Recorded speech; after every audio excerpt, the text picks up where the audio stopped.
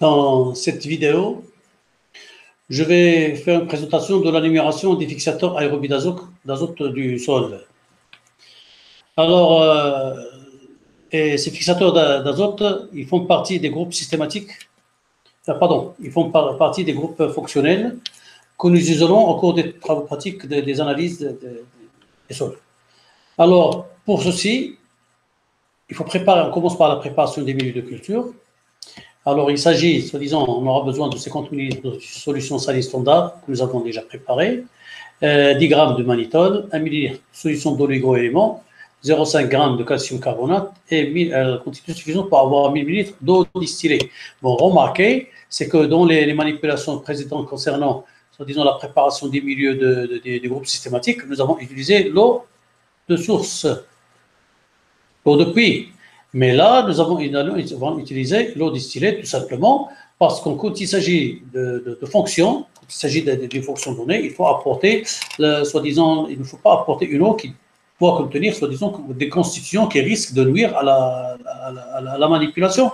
Donc, il faut utiliser l'eau distillée qui est une eau propre qui ne contient aucun constituant. Donc, nous sommes sûrs que à la fin, notre préparation va arriver à son but. Alors, pour ça, donc, nous commençons par dans cette préparation, nous prenons les ingrédients desquels nous avons besoin. Alors, nous faisons solubiliser ces ingrédients dans un fiole jaugé. D'accord? Donc, nous prenons les solutions de l'oligo-élément, la solution salée standard, 6,25 ml. D'accord? Et après, on ajoute l'eau distillée, 118,5 ml. Parce que nous allons préparer 125 ml. Hein. Alors, pour la prise de 125 ml, ce sont les quantités qu'il nous faut, et ces quantités, nous ne les obtenons pas en faisant des calculs. La règle de 3 qui nous permet d'obtenir ces calculs-là. Donc, les volumes que nous ajoutons, à la fin, nous avons 125 ml, et vous allez voir pourquoi 125 et pas 1 litre. Parce que tout simplement, à la fin, nous allons avoir besoin d'en semencer 1 millilitre. Donc, nous répartissons dans 25 tubes. Ces 25 sont répartis à raison de 5 ml par tube, 25 tubes. Donc, après ceci, nous allons, donc 125, ils sont mis dans une boîte que nous pouvons fermer hermétiquement. Et après, le tout est placé à l'autoclave pour, soi-disant, la stérilisation à la chaleur humide. Après, nous récupérons nos tubes. Alors, nous les laissons refroidir, nous préparons notre suspension d'édition, 10-1 et 10-8, et nous commençons, si vous voulez, l'ensemencement de 1 ml par tube, 3 tubes par dilution.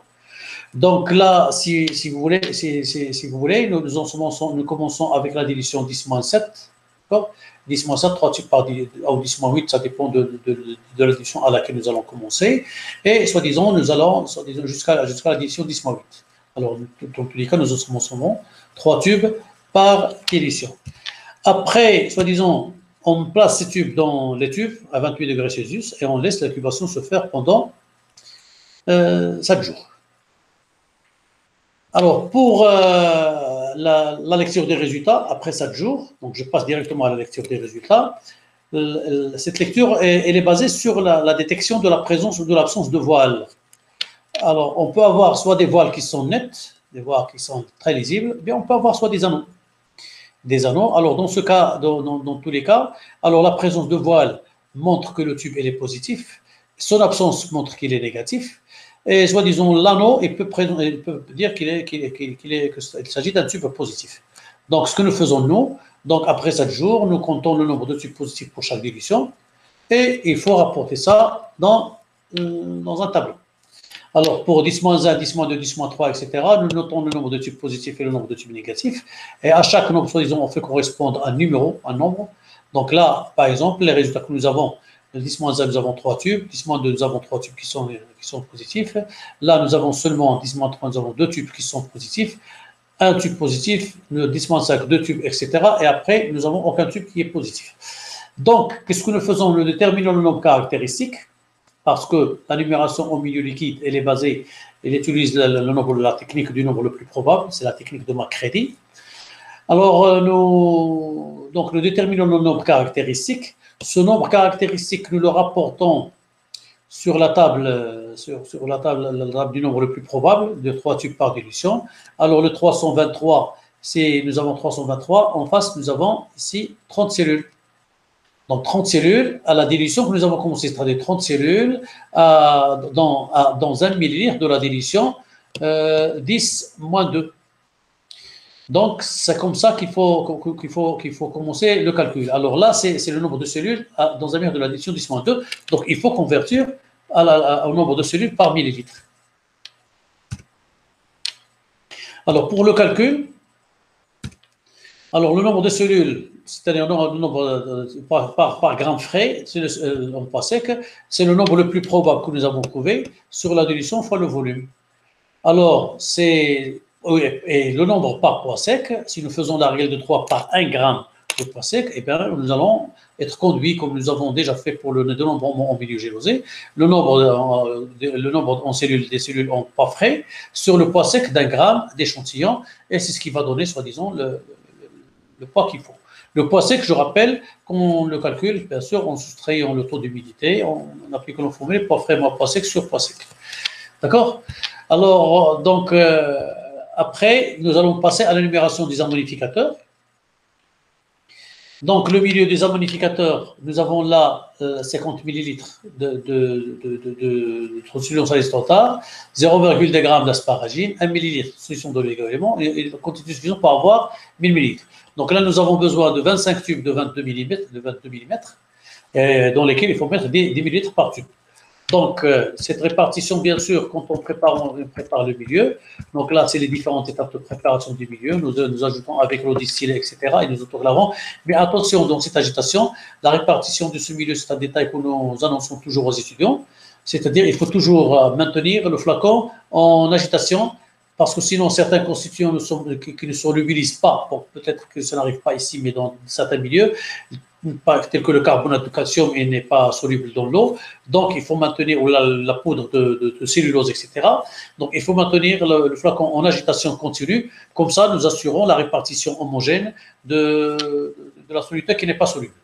Donc, alors nous autoclavons, après l'autoclavage, nous préparons la suspension de dilution, et nous ensemençons 3 tubes par dilution, 1 ml par tube. Après, nous incubons, et après l'incubation, nous allons passer à la lecture des résultats. Alors, dans ce cas-là, comment est-ce qu'il faut faire? Alors, nous allons prendre les tubes, donc pour les ammonificateurs, nous allons prendre les tubes à hémolyse, ou les test tubes. Alors, dans chaque tube, nous allons mettre 1 millilitre des tubes que nous avons fait sortir de l'incubateur. Alors, ces millilitres, il est injecté il est introduit dans les tubes à hémolyse. Après, nous ajoutons 2 gouttes de Nestlé. Alors, après, nous lisons les résultats, c'est-à-dire quand le tube, soi-disant, est rouge, est tend vers l'orange, c'est un tube qui est positif, et quand le tube reste incolore, c'est que le tube, il est négatif. Donc c'est comme ça que nous faisons pour, soi-disant, faire la lecture des résultats. Ces résultats sont rassemblés donc dans un tableau, et nous déterminons le nombre caractéristique. Alors, dans cette étude-là, comme vous voyez, toutes les dilutions, nous avons des tubes qui sont positifs, et ce sont des résultats réels que nous avons obtenus au cours d'une manipulation d'ATP, de séances de travaux pratiques. Donc, nous avons là le nombre caractéristique qui est 333. Alors, comment faire? Donc, les 333, ça correspond à 140, mais dans ces conditions-là, qu'est-ce qu'on dit? On dit qu'il faut dire que nous avons 140 cellules à la dilution 10-8. Alors, normalement, quand nous avons ces résultats-là, il faut augmenter les dilutions jusqu'à, soi-disant, obtenir une variation. Ceci étant dit, les microbiologistes, soi-disant, adoptent ce que je viens de dire là, et ça montre d'ailleurs qu'on n'est pas devant une méthode qui est très absolue. Il y a toujours des incertitudes, il y a toujours mais le dénombrement est approximatif, il n'est pas absolu. Donc, pour la numération des nitrificateurs, alors on prépare le milieu de culture. Alors, on a besoin de 50 ml de solution salicylate, 0,5 de sulfate d'ammonium, 1 g de calcium carbonate et l'eau distillée. Bien sûr, on répartit le milieu en tubes à hémolyse. Là, dans ce cas-là, nous avons besoin de préparer 25 ml seulement. Et nous préparons donc, nous faisons nos pesées, nous mettons dans le flacon, nous solubilisons le produit dans les flacons et nous ajoutons l'eau distillée et nous faisons la répartition 1 millilitre par tube, 25 tubes. Alors, bien sûr, nous plaçons dans la pâte que nous fermons hermétiquement et nous passons à l'autoclave pendant 20 minutes à 120 à 110 degrés. Donc, après, nous récupérons nos tubes et nous réalisons la suspension d'édition et nous ensemençons. On ensemence 1 millilitre par tube, 3 tubes par dilution. Donc, après, il faut passer à soi-disant, dans ce cas-là, je pense que nous ensemençons seulement 0,5 millilitres. Là, j'ai mis 1 millilitre, mais nous ensemençons seulement 0,5 millilitres. Alors là, on passe, soi-disant, après l'incubation à 28 degrés Celsius. Après une semaine, bien, on vient pour faire la lecture des résultats qui consiste à faire le travail suivant. Donc, on va prendre nos tubes, d'accord?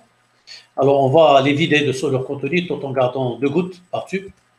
Puis après, on va, soi-disant, ajouter l'acide sulfurique, 10 gouttes d'acide sulfurique pour chaque tube, 10 gouttes d'acide sulfurique. 10 gouttes de réactifs à la déphénylaméline sont ajoutées à chaque tube, bien sûr.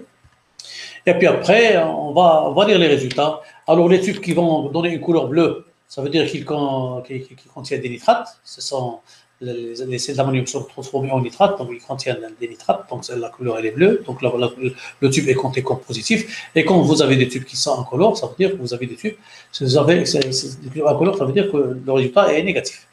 Donc, nous présentons, nous mettons en ordre les résultats dans un tableau. Alors, avec les nombres qui vont nous permettre d'établir le nombre caractéristique.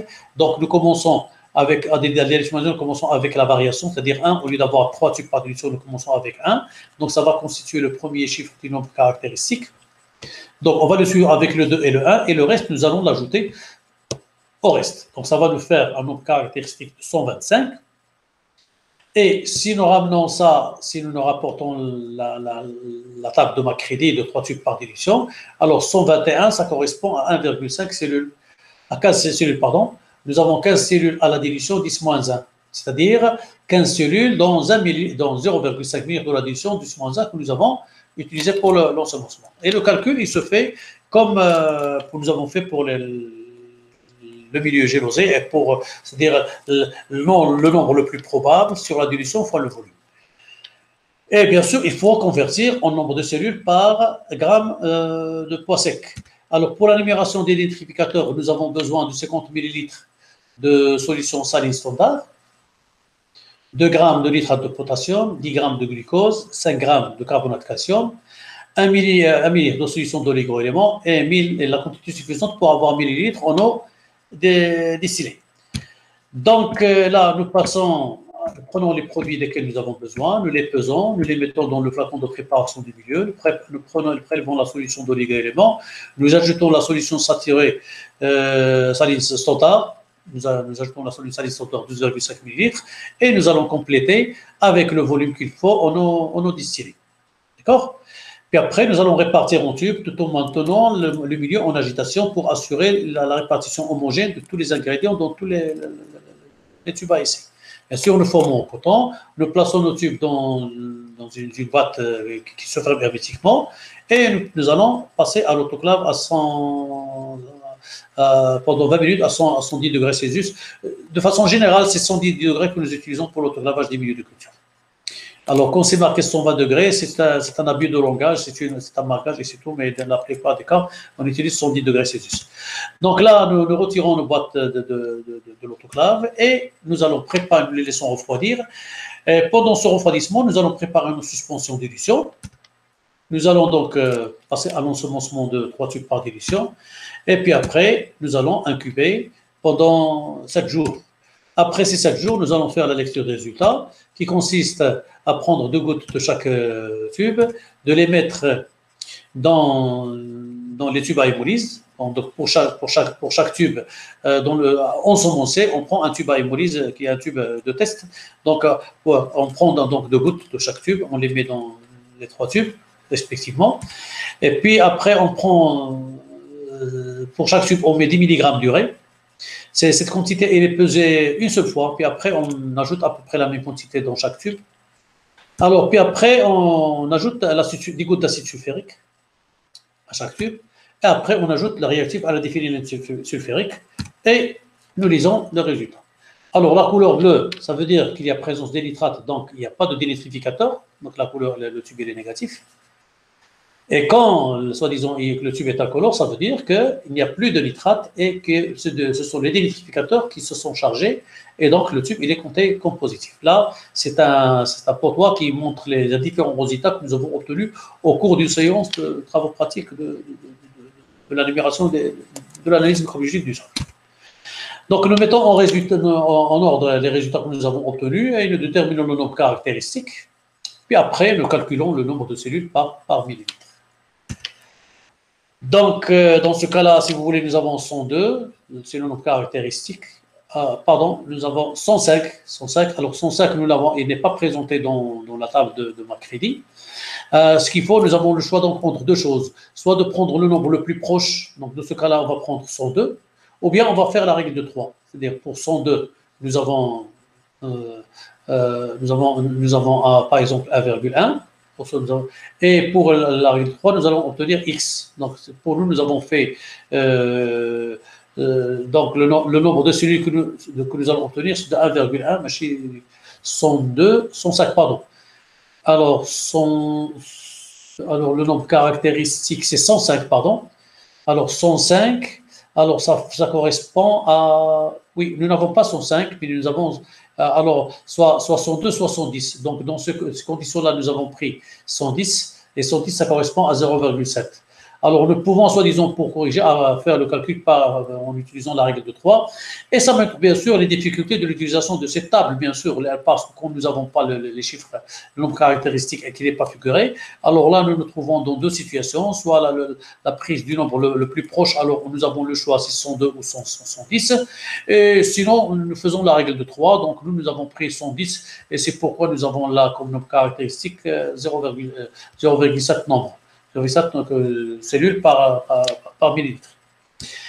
Alors, pour la numération des amylolytiques, donc nous avons besoin de 50 ml de la solution saline standard, de 1,5 g par exemple, 1,5 g d'amidon, 1 g de nitrate d'ammonium, 1 millilitre de solution de l'élément et 1000 ml d'eau distillée.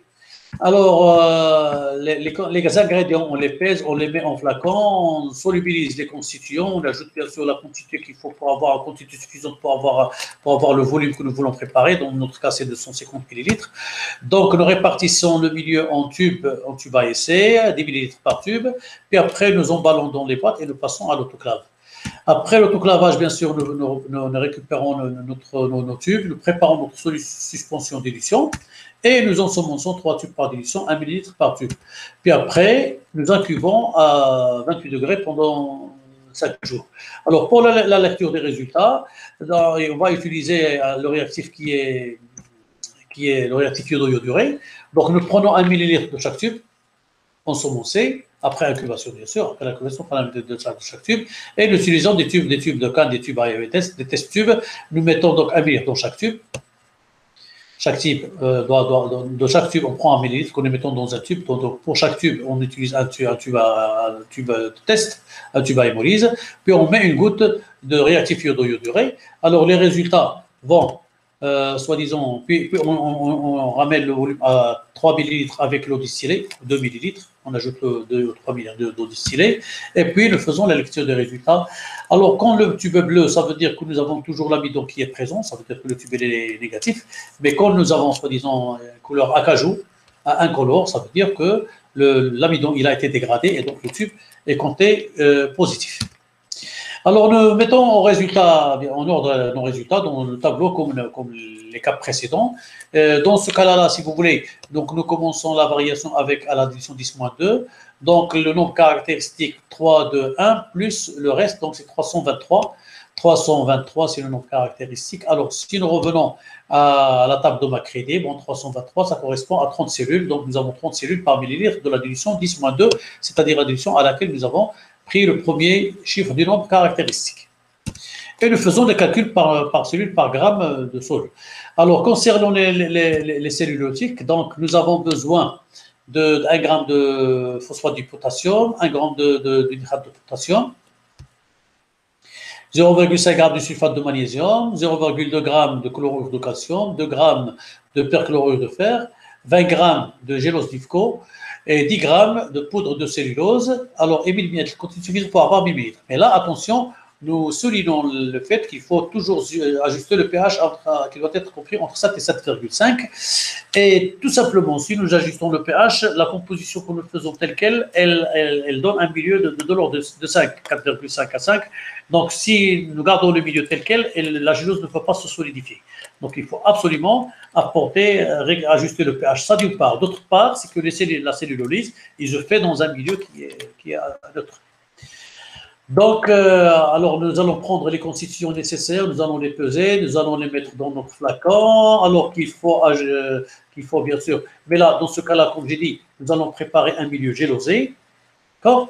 Donc, nous allons couler le milieu, nous allons préparer la suspension dilution, nous allons faire notre ensemencement et notre incubation, et après, nous allons faire, bien sûr, le dénombrement, comme nous l'avons fait pour les groupes systématiques. Alors, on va voir, par exemple, là, comment les bactéries ils apparaissent. C'est des gouttes, par exemple, qui sont cireuses. Ce sont des bactéries là que vous avez là. Et là, vous avez, bien sûr, vous avez des colonies d'actinomycètes. Vous avez des colonies d'actinomycètes dans des bactéries. Des bactéries, nous pouvons avoir des moisissures. Là, par exemple, c'est une moisissure. Là, encore, c'est une moisissure. La même chose ici. Nous pouvons avoir des bactéries. Et les colonies sont. La particularité qui apparaît avec ce milieu-là, c'est que les colonies sont très, très, très fines. Elles sont très petites.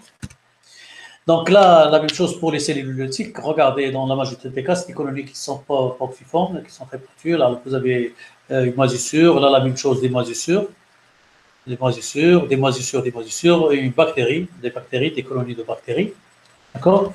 Donc, il faut, bien sûr, nous faisons le dénombrement, nous faisons l'analyse, nous pouvons même pas passer à l'analyse microscopique.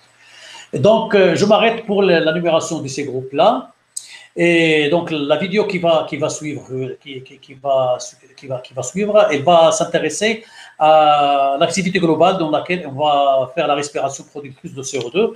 Donc, en attendant, je vais vous dire à la prochaine vidéo pour montrer comment est-ce qu'on va faire cette activité, comment est-ce qu'on va la réaliser. Donc,